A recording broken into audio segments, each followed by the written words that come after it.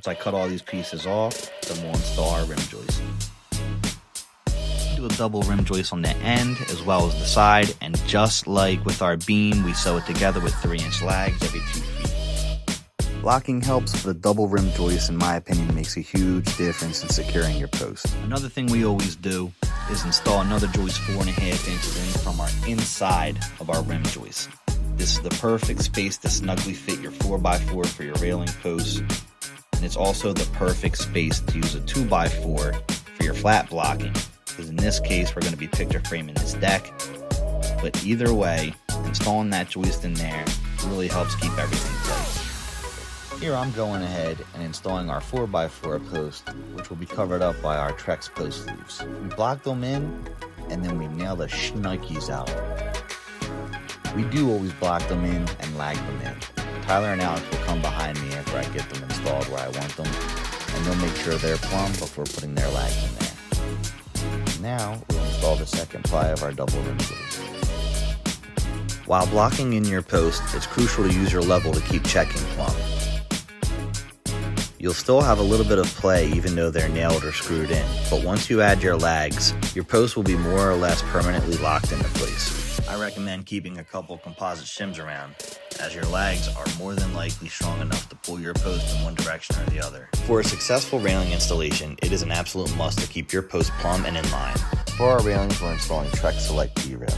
Quick tip here for code compliance: if you use a chunk of 2x4 on its side and set your bottom rail on top of it as a spacer, that's 3.5 inches from top of decking to the bottom of bottom rail. And every time you'll end up with over 36 inches for your top rail.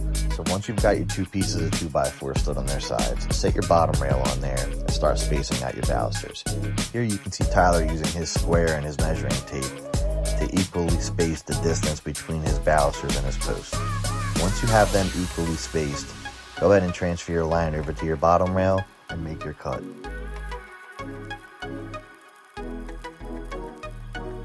Once you bring your railing section back over and confirm that it fits correctly, then you can go ahead and flip your bottom rail over to install your brackets.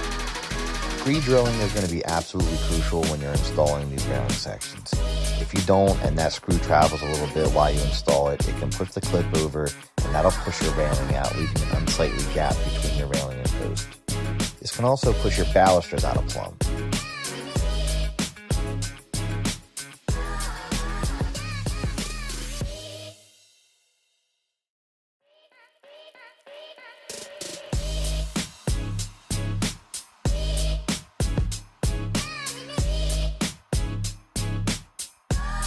Got your bottom rail secure, place the baluster in the two outside holes and the top rail over top. The top rail should be outside of the post, gently clamped to the post. Adjust your clamps tight enough to where the top rail is stable, but loose enough to where you can slide it left to right to where your balusters are plumb. Once you're happy with the positioning of your top rail, go ahead and transfer your line to your rail. It is important to note that while a 2x4 works great on a level rail to get your height correct, for the stairs, TREX recommends using a 1-inch thick deck board to sit on top of the treads and then sit your bottom rail on top of the deck board.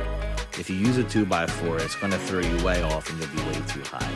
But a 1-inch deck board across the treads and your bottom rail sitting in your treads should leave you with a perfectly compliant railing.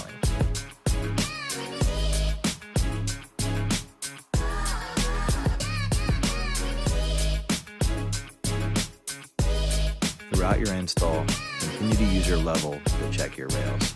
And place your square up against your post and the top of your rail to ensure that they're not twisted.